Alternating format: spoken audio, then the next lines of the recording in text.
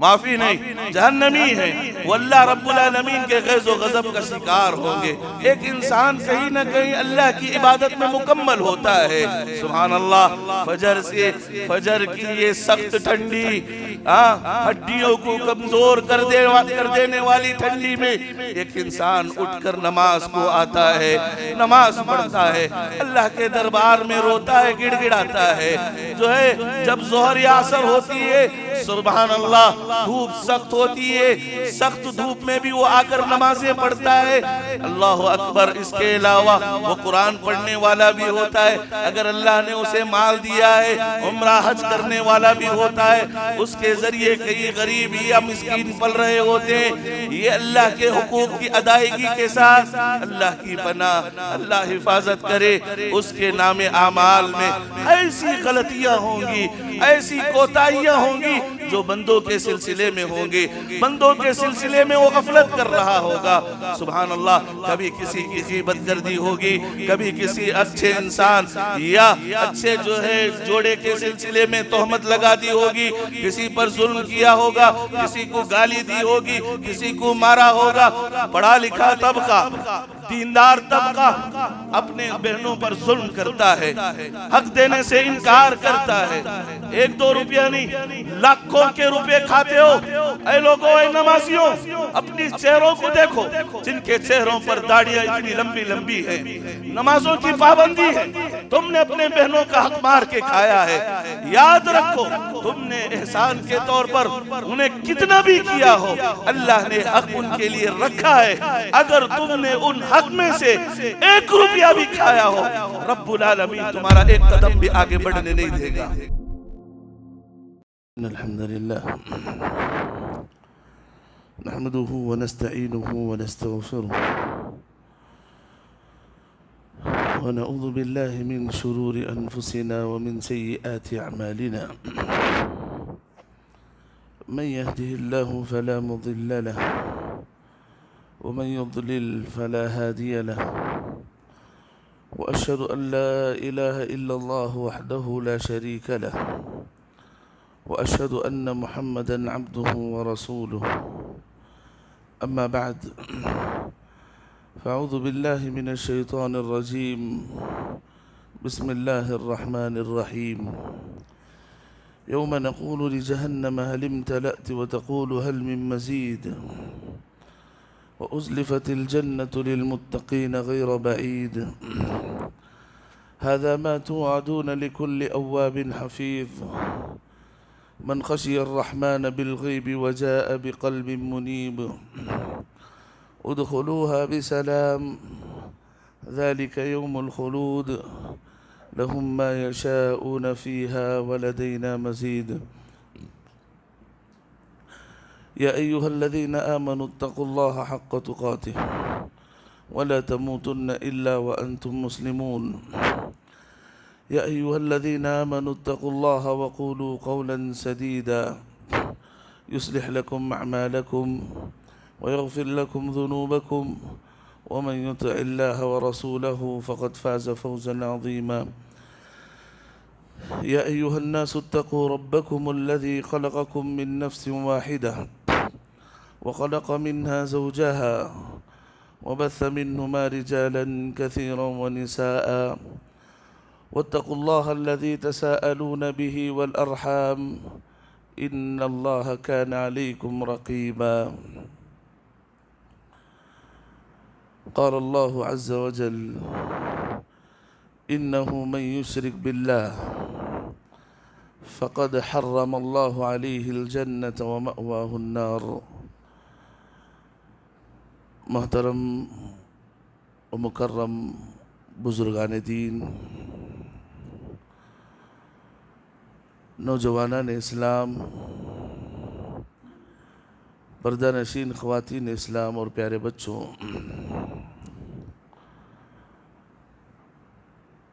انسان جب اس دنیا میں پیدا ہوتا ہے تو انسان پر چند حقوق عائد ہوتے ہیں۔ انسان ہونے کی وجہ سے اس کی زندگی میں کئی طرح کے حقوق اس پر لازمی اور ضروری ہوتے ہیں، تو انہی حقوق میں سے ایک حق اللہ رب العالمین کا ہے۔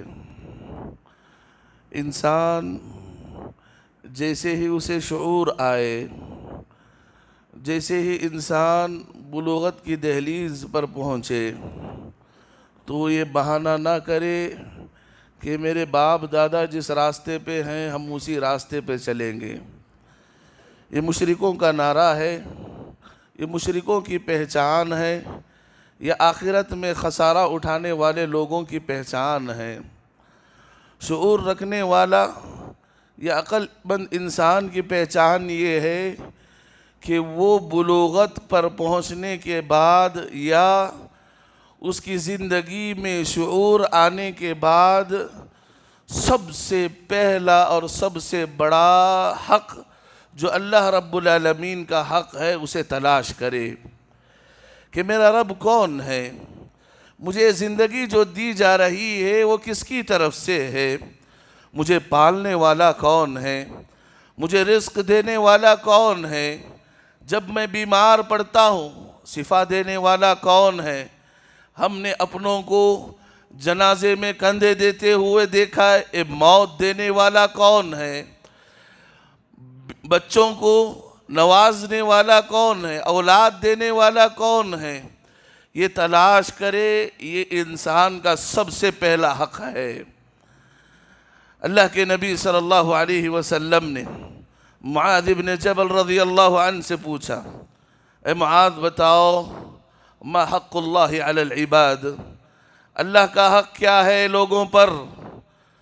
تو معاذ بن جبل نے کہا اللہ ورسولہ اعلم، جواب دیا اے اللہ کے رسول، معلوم تھا، ہو سکتا ہے اس سے بہتر جواب جو ہمارے ذہنوں میں اس سے بہتر مل جائے، ادب و احترام کی وجہ سے خاموش رہے۔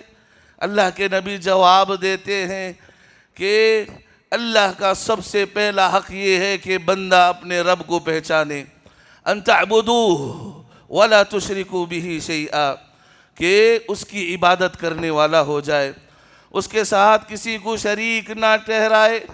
کہا اگر انسان اللہ کے ساتھ کسی کو شریک ٹھہراتا ہے، کہا اللہ رب العالمین نے کہا کہ ایسے انسانوں پر انہو من یشرک باللہ، جو اللہ رب العالمین کے حق کو نہ پہنچا پہچانتے ہوئے شرک کر بیٹھتے ہیں، جو ہے اللہ کے ساتھ دوسروں کو شریک ٹھہراتے ہیں، دنیا مل جا سکتی ہے، انسان آرام سے زندگی گزار لے سکتا ہے، مال کی فراوانی ہو سکتی ہے، بنگلوں کی فراوانی ہو سکتی ہے، اللہ کا کھلا اعلان ہے، سن لو اگر ذرہ برابر بھی تمہاری زندگی میں شرک ہے، کفر ہے، اللہ کا واضح اعلان ہے، انہو من یشرک باللہ فقد حرم اللہ علیہ الجنہ، شرک کے ساتھ تم اللہ کے دربار میں آؤ اور ضرور آؤ گے۔ تم کتنی بھی نعمتوں میں پل رہے ہو، ایک نہ ایک دن تمہیں مرنا ہے، اللہ کے پاس آنا ہے۔ اگر تمہارے نام اعمال میں شرک ہوگا، اللہ کے علاوہ کسی کو یا مدد کہنے کا نعرہ ہوگا، اللہ کے علاوہ کسی پر بھروسہ ہوگا، اللہ کے علاوہ کسی پر یقین ہوگا، یاد رکھو اللہ رب العالمین کا ایسے بندوں پر اعلان ہے کہ رب العالمین ایسے لوگوں پر جنت کو حرام کر دیا ہے۔ وَمَأْوَاهُمْ النَّارُ، ایسے لوگ جہنم میں ہمیشہ ہمیشہ رہیں گے۔ تو لہٰذا سب سے پہلا حق اللہ رب العالمین کا پہچانے، تڑپیں۔ یہ بار بار کہی جاتی ہے کہ اگر آپ توحید پرست ہیں، اگر آپ کے والدین یا آپ جسے چاہتے ہیں وہ توحید پرست نہیں، مسلمان تو ہیں لیکن وہ سجدے کسی غیر اللہ کے سامنے کر رہے ہیں، ان کے ہاتھوں میں تاگے ہیں، ان کے گھروں کے سامنے پٹکریاں یا نارلیں بدی ہوئی ہیں، آپ کا تڑپنا ہے، آپ ان کی اصلاح کرنا ہے، آپ کے والدین کو صحیح راستہ دکھانا ہے، یہ اپنے والدین کا سب سے پہلا حق ہوتا ہے۔ بس آپ صحیح ہو گئے، آپ جو ہے توحید پرست ہو گئے، یہ کافی نہیں ہے۔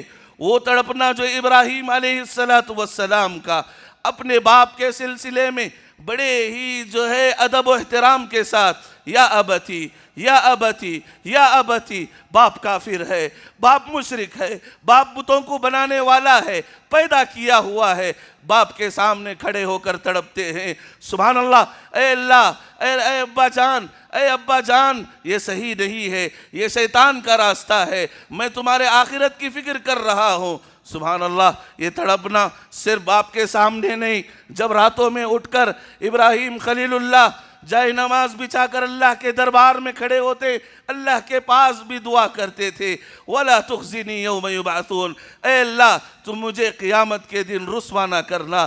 قیامت کا دن ہوگا، رب العالمین ابراہیم کے والد کو جہنم میں لے جا رہے ہوں گے، اللہ سے پھر پوچھیں گے، اے اللہ اس سے بڑی رسوائی کیا ہو سکتی ہے کہ بیٹے کے سامنے باپ کو جہنم رسید کر دیا جائے۔ اے اللہ میں نے تجھ سے پوچھا تھا، اے اللہ قیامت کے دن تو مجھے رسوا نہ کرنا، اس سے بڑی رسوائی کیا ہو سکتی ہے۔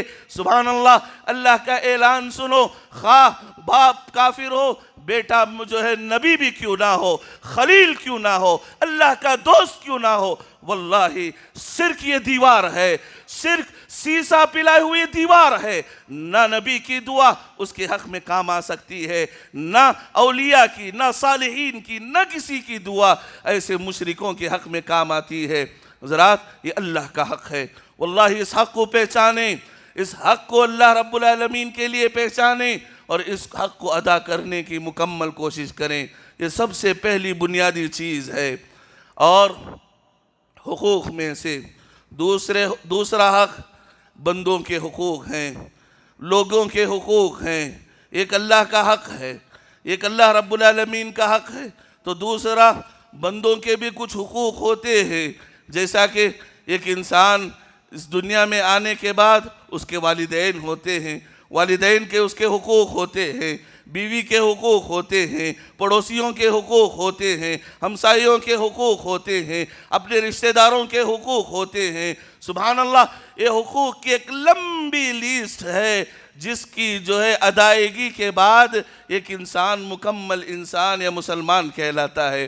بنیادی طور پر ایک بات یاد رکھیے، اسلام 4 چیزوں پر کی بنیاد پر قائم ہے، 4 چیزوں کا نام اسلام ہے۔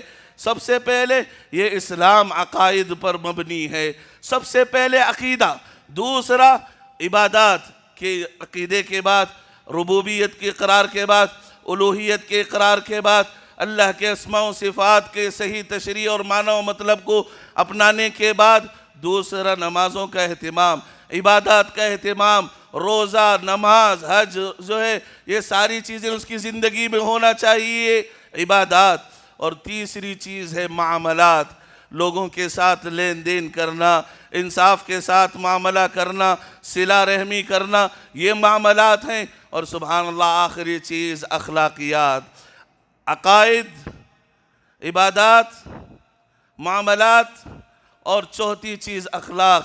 یہ 4 چیزوں میں ایک انسان مکمل ہوتا ہے، مکمل بھی نہیں، اگر انسان کوشش کرتا ہے مکمل ہونے کے لیے، ایسے انسان کو مسلمان کہا جاتا ہے، ایسے انسان کو اسلام کی تعلیمات پر عمل کرنے والا کہا جاتا ہے۔ تو حضرات دیکھیں، اللہ کے نبی صلی اللہ علیہ وسلم نے، حضرت عائشہ رضی اللہ عنہ کی روایت ہے، اللہ کے نبی صلی اللہ علیہ وسلم نے فرمایا، بعض علماء نے اس حدیث پہ کلام بھی کیا ہے، لیکن شعیب ارناؤوط رحمت اللہ علیہ نے اس حدیث کو ترک کے شواہد کی بنیاد پر لوگوں کے سامنے بیان کرنے کی یا حسن درجے تک پہنچانے کی، حسن لغیری کی یہ حدیث حسن لغیری درجے تک پہنچائے۔ کیا ہے حدیث؟ اللہ کے نبی صلی اللہ علیہ وسلم نے فرمایا، قیامت کا روز ہوگا، اللہ کا دربار ہوگا، رب کے دربار میں 3 طرح کے دیوان ہوں گے، 3 طرح کے رجسٹرز ہوں گے، 3 طرح کے دفتر ہوں گے۔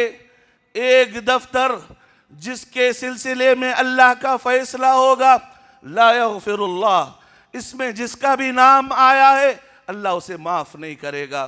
ان دفتروں میں ان لسٹ میں جس کا بھی نام آیا ہے اللہ انہیں کبھی معاف نہیں کرے گا۔ اور دوسرا دفتر جس میں اللہ رب العالمین ایسے لوگوں کو کبھی نہیں چھوڑے گا، کسی بھی حالت میں نہیں چھوڑے گا۔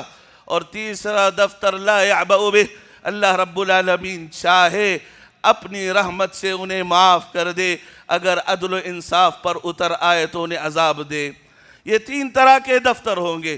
سب سے پہلا دفتر، جن دفتروں میں جن کا نام ہوگا ان کے سلسلے میں یہ اعلان ہوگا ان کو معافی نہیں۔ وہ کون لوگ ہوں گے؟ وہ یہ بد نصیب لوگ ہوں گے جو اللہ کے ساتھ کسی کو شریک کیے ہوں گے، ظلم کیے ہوں گے، اللہ کے ساتھ ظلم کیے ہوں گے، مشرک کافر لوگ۔ ایسے لوگوں کی لیسٹ، ایسے لوگوں کے دفتر کو اللہ رب العالمین کبھی معاف نہیں کرے گا، خواہ اس شرک کے ساتھ ان کے نام اعمال میں آسمان اور زمین سے بھرے ہوئے نیکیاں کیوں نہ ہو، اللہ معاف نہیں کرے گا۔ اعلان کیا ہوا ہے ان اللہ لا یغفر ان یشرک بہ ویغفر ما دون ذلک لمن یشاء۔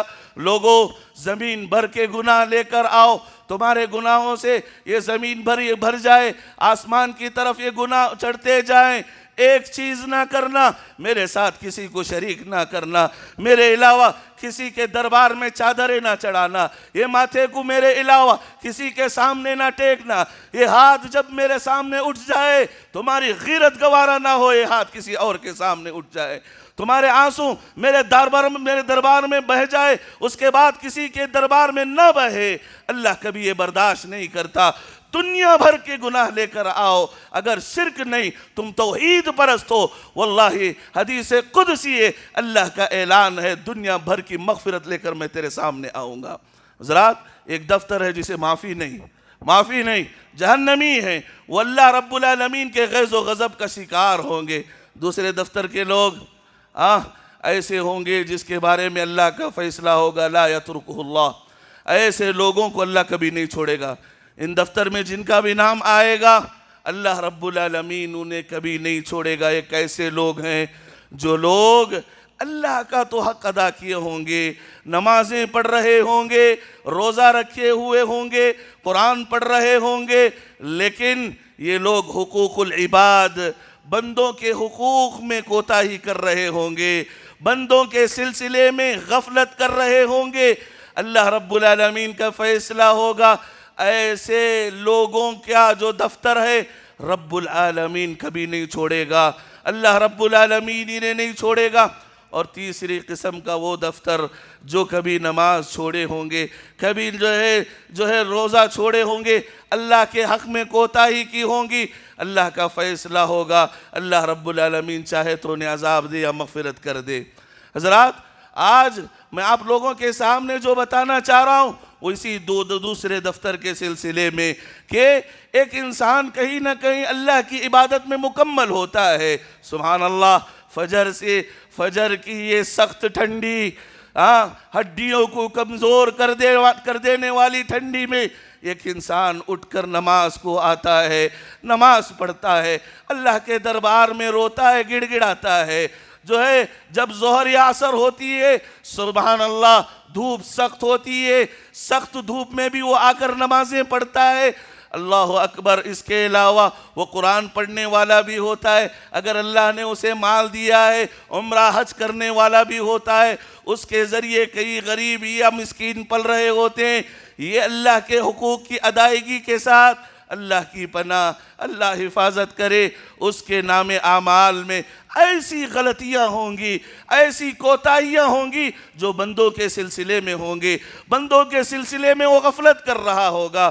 سبحان اللہ، کبھی کسی کی غیبت کر دی ہوگی، کبھی کسی اچھے انسان یا اچھے جو ہے جوڑے کے سلسلے میں تہمت لگا دی ہوگی، کسی پر ظلم کیا ہوگا، کسی کو گالی دی ہوگی، کسی کو مارا ہوگا۔ سبحان اللہ کے نبی صلی اللہ علیہ وسلم فرماتے ہیں اے لوگوں بتاؤ میری امت کا مفلس کون ہے؟ میری امت میں مفلس کون ہے؟ صحابہ کہتے ہیں اے اللہ کے نبی ہمارے نزدیک تو یہی چیز ہے من لا دینار لہ ولا درہم، جس کے پاس نہ دینار ہو نہ درہم ہو، نہ پیسے ہو نہ کھانے کے لیے کچھ ہو، وہی مسکین تو ہے۔ اللہ کے نبی نے فرمایا نہیں، نہیں، میری امت کا مسکین، واللہ دل کے کانوں سے سنو، ہر انسان، واللہ میں عبادت گزار لوگوں کی بات کر رہا ہوں۔ میں ہمیشہ کہتا ہوں ہماری عمر بہت کم ہے، ہماری عمر اللہ رب العالمین نے بہت کم رکھی ہے، اس کم عمر میں نیکیاں ہم سے کم ہوتی ہیں، اور اس کم نیکیوں میں ہمارے ایسے گناہ ہیں جو اس نیکیوں کو جو ہے نیلامی کرتے ہیں اللہ کے پاس، ان نیکیوں کو برباد کر دیتے ہیں۔ اچھا انسان وہ ہے، عقل مند انسان وہ ہے جو نیکیاں کرے اور ان نیکیوں کی حفاظت کرنا بھی جانتا ہو، ان نیکیوں کی حفاظت کرنے کی بھی فکر کرے۔ سبحان اللہ، اللہ کے نبی فرماتے میری امت کا مفلس، مسکین وہ ہے جب اسے نیکیوں کی ضرورت ہو، جب ان نیکیوں کی وجہ سے نام اعمال سیدھے ہاتھ سے یا جنت کا پروانہ دیا جا رہا ہو، ایسے وقت میں اس کی نیکیاں بٹ رہی ہوں اور وہ خالی ہاتھ ہو جائے، ایسا انسان مفلس ہے۔ اللہ کے نبی نے فرمایا ایک انسان قیامت کے روز لایا جائے گا، اللہ ہماری حفاظت فرمائے، اللہ ہماری زبان کی حفاظت فرمائے، اللہ رب العالمین ہماری وجہ سے انسان تو انسان، بے زبان جانوروں کو بھی اللہ رب العالمین محفوظ رکھے، اللہ رب العالمین ہماری نیکیوں کو قبول فرمائے، اللہ رب العالمین ہماری نیکیوں کی حفاظت فرمائے، اللہ رب العالمین ہمیں حقوق العباد میں پختہ ہونے کی اللہ رب العالمین توفیق عطا فرمائے۔ ایک انسان نمازیں پڑھ رہا ہوگا، نمازوں کی شکل میں اس کے پہاڑ کی شکل میں نیکیاں ہوں گی، پوری نمازیں پڑھ کر پہاڑ کی شکل میں نیکیاں ہوں گی، صدقہ دے کر پہاڑ کی شکل میں نیکیاں ہوں گی، قرآن پڑھ کر پہاڑ کی شکل میں نیکیاں ہوں گی۔ حقوق اللہ میں تو وہ پختہ ہوگا، جو ہے وہ گہرا ہوگا۔ اللہ کے نبی فرماتے ہیں نیکیوں کے ان پہاڑوں کے باوجود اس کی غلطی کیا ہوگی؟ وَشَتَمَ هَذَا وَأَكَلَ مَالَ هَذَا وَضَرَبَ هَذَا وَقَذَفَ هَذَا، ان نیکیوں کے ساتھ کسی کو گالی دی ہوگی، کسی کی غیبت کی ہوگی، کسی کو برا کہا ہوگا، کسی پر ظلم کیا ہوگا، کسی پر تہمت لگائی ہوگی، کسی کو جو ہے ناک جو ہے ستایا ہوگا۔ اللہ رب العالمین ایسا دربار ہے جہاں پر ایک بے زبان جانور کو انصاف ملنے والا ہے، رب العالمین انصاف کرتے ہوئے یہاں پر جو ہے حقداروں کی لسٹ ہے، حقدار لوگ کھڑے ہوئے ہیں، اس کے پاس کچھ بھی نہیں سوائے نیکیوں کے، اللہ رب العالمین نیکیاں بانٹتے جائے گا، نیکیاں حقداروں کو دیتے جائے گا۔ سبحان اللہ، فجر کی نماز کی نیکیاں، ہم نے قرآن پڑھا ہوگا وہ نیکیاں، ہم نے پیٹ کو مار کے صدقہ کی ہوگی وہ نیکیاں، سارے بانٹ دیے جائیں گے۔ لیکن ادھر ابھی تہمت لگائے ہوئے لوگ ہوں گے، دل دکھائے ہوئے لوگ ہوں گے، مارے کھائے ہوئے لوگ ہوں گے، ابھی لسٹ باقی ہوگی۔ کیا کرے گا رب العالمین؟ ان کے گناہ اٹھا کر اس حقوق اللہ کی پابندی کرنے والے نیک انسان پر اللہ رب العالمین اس کے گناہ اٹھا کر اس کے سر ڈال دے گا۔ چند منٹ پہلے پہاڑ جیسی نیکیاں تھی، سبحان اللہ، چند منٹ بعد صرف حقوق العباد کی کوتاہی کی وجہ سے گناہ دوسروں کے سر لے کے جہنم چلا جاتا ہے، جہنم چلا جاتا ہے۔ یاد رکھو، واللہ یاد رکھو، آپ پہلی صف میں نماز پڑھ رہے ہو، آپ ہر مہینہ روز جو ہے حج عمرے کو جا رہے ہو، یاد رکھے اگر آپ کی زندگی میں 10 روپے بھی، واللہ 1,00,000 2,00,000 چھوڑے، 1,000 2,000 چھوڑے، 1 روپیہ بھی، اللہ کی قسم 10 روپیہ بھی آپ کا کسی پر حق ہے، اللہ رب العالمین جب تک وہ معاف نہیں کرے گا اللہ رب العالمین آپ کو جنت میں نہیں بھیجے گا۔ رات بہت غفلت ہو رہی ہے، اس سلسلے میں یوسف بن اسباط رحمت اللہ علیہ کہتے ہیں کہ ایک انسان کے سامنے شیطان آ کر دیکھتا ہے پہلے صف میں نماز پڑھ رہا ہے، شیطان کہتا ہے دیکھو اس کے پیٹ میں جانے والا نوالا کیسا ہے، حقوق العباد میں کیسا ہے، لوگوں کے حق ادائیگی میں کیسا ہے، اگر اس کی زندگی میں حقوق العباد کی کمی ہے وہ ظالم ہے، وہ حرام خور ہے۔ شیطان کہتا ہے پڑھنے دو نماز، اس کی نمازوں کو غارت کرنے کے لیے حقوق العباد کی کوتاہی کافی ہے۔ مفلس ہے وہ انسان جو یہاں تڑپے اور قیامت کے دن مفلس ہو جائے، قیامت کے دن مفلس ہو جائے۔ سبحان اللہ، آج دیکھیں پڑھا لکھا طبقہ دیندار طبقہ اپنے بہنوں پر ظلم کرتا ہے، حق دینے سے انکار کرتا ہے. 1-2 روپیہ نہیں، لاکھوں کے روپے کھاتے ہو. اے لوگوں، اے نمازیوں، اپنی چہروں کو دیکھو جن کے چہروں پر داڑیاں اتنی لمبی لمبی ہیں، نمازوں کی پابندی ہے، تم نے اپنے بہنوں کا حق مار کے کھایا ہے. یاد رکھو تم نے احسان کے طور پر انہیں کتنا بھی کیا ہو، اللہ نے حق ان کے لیے رکھا ہے. اگر تم نے ان حق میں سے 1 روپیہ بھی کھایا ہو، رب العالمین تمہارا 1 قدم بھی آگے بڑھنے نہیں دے گا. کتنے مسائل سننے آتے ہیں کہ فلاں نے فلاں کا مال کھا گیا، فلاں نے فلاں انسان مال کھا گیا. یہ کیسی جرت ہے؟ کیا ہمیں اللہ کے پاس کھڑے ہونے کا ڈر نہیں ہے؟ ہم سنتے بھی ہیں کہ یہ بڑا جرم ہے، یہ بڑا گناہ ہے. سبحان اللہ، اس کے باوجود ہمارے دل ٹس سے مس نہیں ہوتے. صحابہ اکرام رضوان اللہ علیہ مجمعین کی زندگی دیکھیں. 2 صحابی اللہ کے رسول صلی اللہ علیہ وسلم کے پاس آتے ہیں. ان بھی ایک زبان کے ماہر ہوتے ہیں نا. کچھ لوگ غلط کو بھی صحیح انداز سے پیش کر کے دوسروں کا حق مارنا چاہتے ہیں. ہوتے ہیں زبان کے تیز. کہتے ہیں ان میں کہ ایک زبان کی مہارت رکھتے تھے. تو دونوں میں اللہ رب العالمین، اللہ کے نبی فیصلہ کرتے ہیں. ایک انسان اللہ کے نبی کے سامنے، اللہ کے نبی ظاہری طور پر انصاف کرنے والے تھے. وہ اللہ کے نبی کے سامنے ایسے ایسے دلائل یا باتیں پیش کیے، اللہ کے نبی صلی اللہ علیہ وسلم نے ان کے حق میں فیصلہ کر دیا.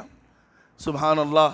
دونوں صحابی اٹھ کر جانے لگے. واللہ یہ صحابہ تھے جن کے سامنے نبی چلا پھرا کرتے تھے، جن کے سامنے جہنم اور جنت کی باتیں ہوتی تھی. ان کے دل موم کی طرح نرم تھے، وہ اللہ کے لیے زندگی گزار رہے تھے. دونوں جا رہے تھے. اللہ کے نبی نے فرمایا، اے صحابہ یاد رکھو، میں علم غیب کی جاننے والا نہیں ہوں. ظاہری دلائل کے طور پر میں نے فیصلہ کر دیا ہے. اگر قیامت کے روز کوئی انسان جھوٹ بول کر یہاں زمین لے گا، جہنم کی آگ ہوگی. رب کے فیصلے اس کے حق میں بہت خطرناک ہونے والے ہیں. جہنم کی آگ ہوگی.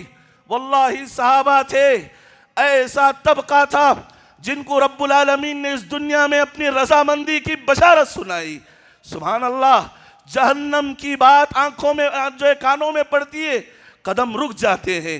دونوں صحابہ لوٹ کر آتے ہیں، اللہ کے نبی کے سامنے کہتے ہیں، اے اللہ کے رسول، یہ میرا حق نہیں ہے جو تو آپ نے میرے لیے فیصلہ کر دیا ہے. اے اللہ کے رسول، یہ میرے بھائی کا حق میں جو عطا کر دیتا ہوں میں دے دیتا ہوں.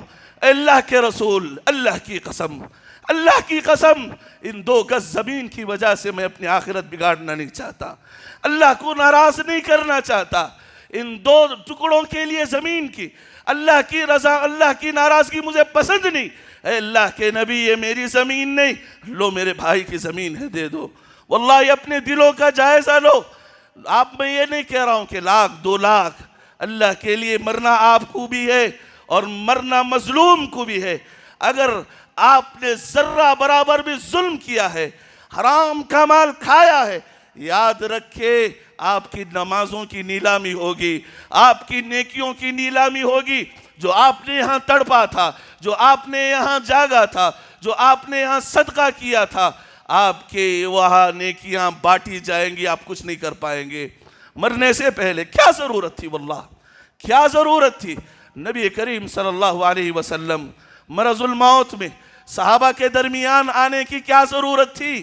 کیوں آئے؟ اس لیے صحابہ کے سامنے آ کر کہتے ہیں، آج میں آپ لوگوں کے سامنے کھڑا ہوں اس لیے کہ میرا مرنے کے ایام قریب ہیں.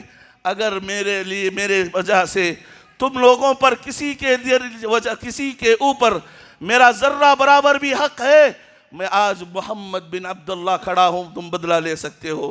معافی مانگنے کے لیے اللہ کے نبی دونوں لوگوں کے کندھوں پر گھسیٹتے ہوئے مسجد نبوی آئے.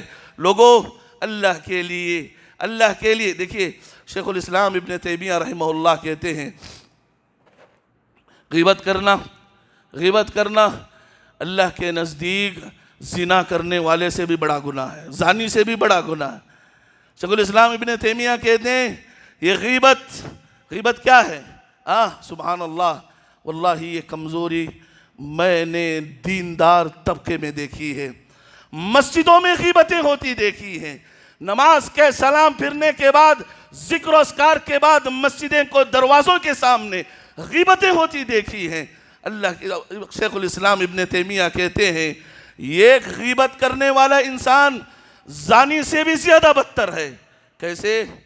کہا زنا کرنے والا ہو سکتا ہے اللہ رب العالمین اس کی زندگی میں کوئی نیکی ایسی دیکھ لے جس کو پسند آ جائے، اللہ کو پسند آ جائے، اللہ اسے معاف کر دے، یا مرنے سے پہلے رب کے دربار میں آنسو بہانے کی توفیق دے دے، اللہ کے دربار میں رونے کی توفیق دے دے، رو لے، اللہ رب العالمین اسے معاف کر دے۔ صحیح مسلم صحیح بخاری کی روایت ہے، زانی عورت یہ کتے کو پانی پلائی تھی، واللہ کتے کو پانی پلائی تھی، اللہ کو وہ ادا پسند آئی، اللہ کو وہ ادا پسند آئی، اللہ نے اس کی مغفرت کر دی۔